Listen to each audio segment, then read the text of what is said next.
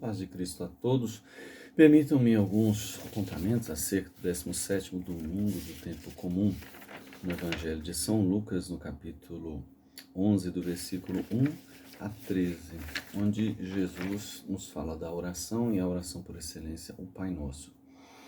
A segunda leitura da carta de São Paulo aos Colossenses nos faz reconhecer Jesus Cristo como aquele que efetua o ato do religare, né, a palavra latina que significa este religar, ou seja, Cristo é este pontífice, aquele então que pela sua ação reconecta a humanidade ao próprio Deus. Então, a sua a ação de religar dele como a sua ação fundamental, né, daquilo que dizemos da religião, enquanto ação da comunhão do ser humano com o Senhor, seu Deus. O texto coloca no versículo 11, no versículo 1 do 11º capítulo de São Lucas, que Jesus rezava num certo lugar. Ele rezava para dizer então que, ressaltar que não é importante o lugar, mas é importante a ação de Jesus de rezar. E rezar nós compreendemos como esse voltar-se para Deus e exprimir seus anseios para que eles alcancem a melhor execução, por assim dizer, o melhor direcionamento. E quando Jesus termina de rezar, para dizer justamente que o fruto da oração, ele gera um efeito como que imediato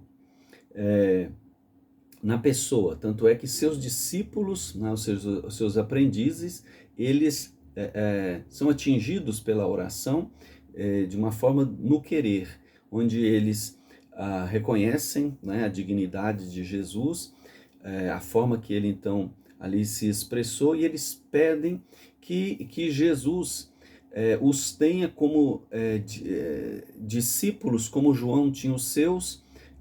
Jesus então assim também os ensine a expressar os seus anseios para direcionar a sua existência para o melhor. E se dá justamente um choque, porque a forma de João rezar, penitencial, pedindo clemência, conversão, aquilo tudo, é uma forma até mesmo coercitiva para a mudança. E aqui há um choque que Jesus, a primeira palavra que ele diz quando a oração é Pai, então não um Deus, algo que vai amedrontar, né? Então aqui é esse choque, dizer que aquele que vai rezar então deve compreender na pessoa de Jesus esta referência a uma consciência de herdeiro, de filiação, santificado no sentido de sagrado, né? Aquilo que é separado, né? Então sagrado seja o seu nome, ou seja,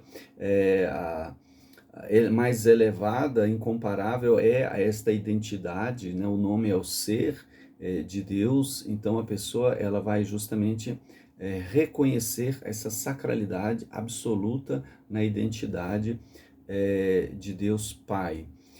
Venha o vosso reino, na ideia justamente de faz chegar, né, o seu próprio governo, a sua própria orientação, né, faça chegar como algo que vai surgir. Dar-nos hoje, e o texto de São Lucas é resumido, não é igual esse que usamos mais extenso de São Mateus, no capítulo 6, do versículo 9 em diante. Dar-nos hoje, ou seja, doa-nos numa expressão de uma graça sublime, o pão, e aqui é símbolo do sustento, e nos faz recordar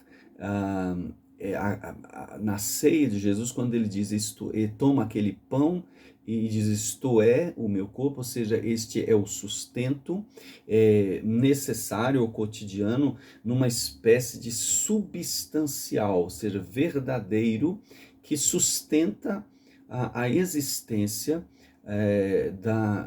das pessoas, né? Perdoai-nos os nossos pecados, no sentido de perdoar no sentido de afastar da pessoa. O pecado é aquilo que afasta, então afasta aquilo que afasta, justamente tendo unido, mesmo tendo algum pecado, né, que afasta, o pecado é essa martiria, aquilo que afasta, então perdoa, ou seja, afasta o que afasta, para manter esta unidade entre esses dois.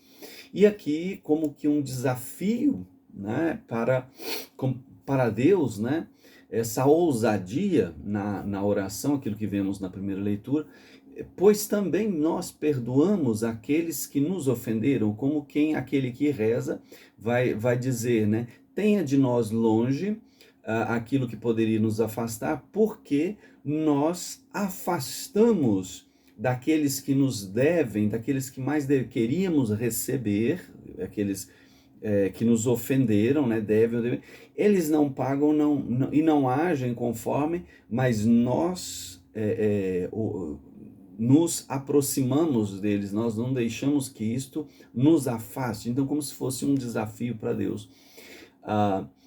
E não nos deixeis cair, como no sentido, né, de não deixar cair, no sentido de não colocar dentro, né, ser esta causa desta provação, deste teste, como quem faz sucumbir, né? Não nos deixeis sucumbir, né? Como se aqui, então, tanto esse perdoar como se não deixei, como se fosse uma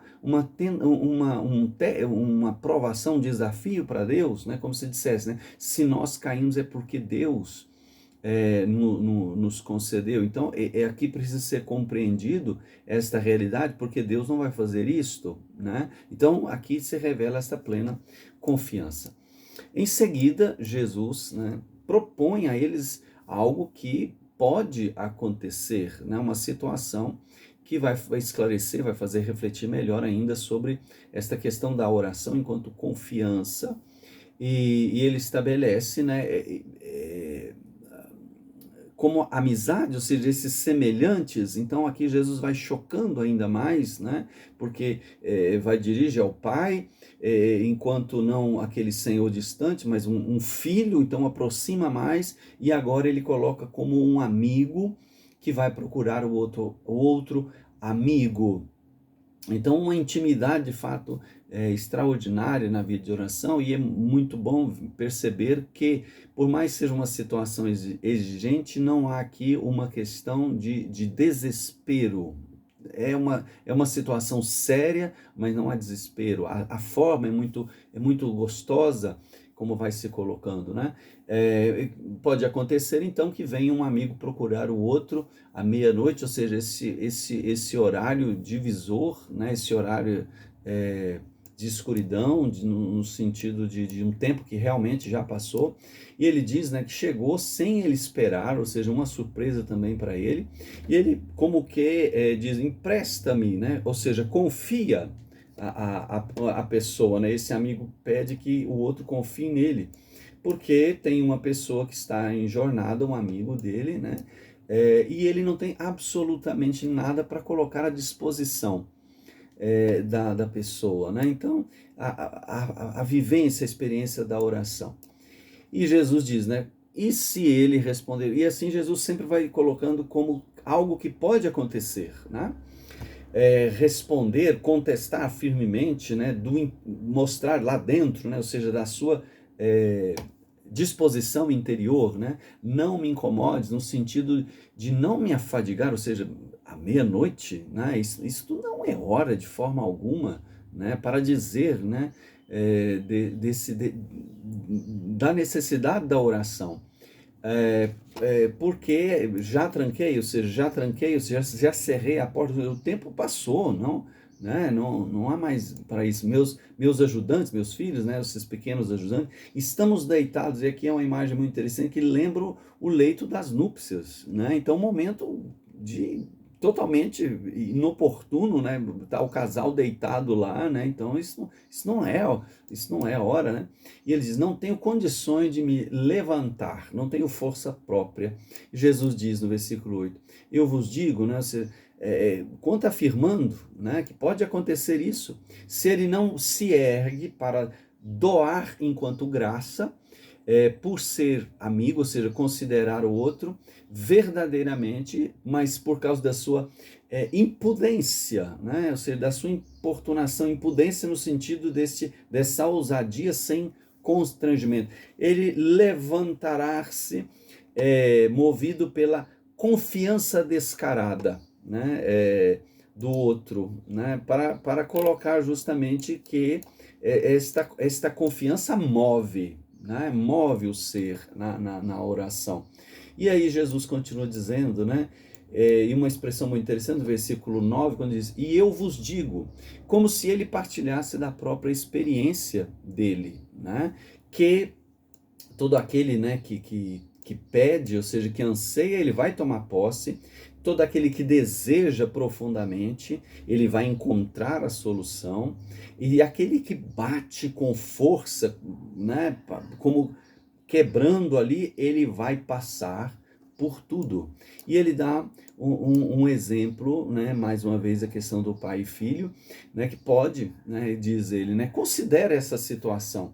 Se um filho pedir um pão, ou seja, um sustento, algo bom, ele vai receber uma pedra, ou seja, a pedra é usada para condenação. Se pedir um alimento, ele vai receber uma serpente, ou seja, o pai vai colocá-lo em perigo. Se ele pedir um ovo, o ovo é aquilo que abre, né, para ser comido, e o pai vai fazer uma armadilha para ele, quando ele abrir vai ter uma armadilha, porque o escorpião fechado, né, ali está, mas de repente, como se fosse uma armadilha. E Jesus estabelece, né, vós que sois perversos, né, ou seja, que muitas vezes fazem o bem por interesse ou algo dessa forma. Constantemente, né, vocês podem constatar isso, sabeis presentear com coisas úteis, quanto mais o Pai do céu dará Espírito Santo a quem o suplicar. E aqui esse dar o Espírito Santo não faz lembrar aquele momento em que o profeta Elias vai passar e Eliseu pede a ele a metade do seu espírito para que ele possa continuar realizando as obras de Deus. Então, que nós possamos compreender, né, esta oração, como diz o salmista, naquele dia que gritei, vós me escutastes, ó Senhor, ou seja, se Cristo é constitutivo de Cristo, a oração, então que também nós possamos nos voltar para esta vida de oração com confiança, não termos vergonha de expor de fato para Deus, como um filho confia no seu pai, como um amigo confia no seu amigo. Boa semana.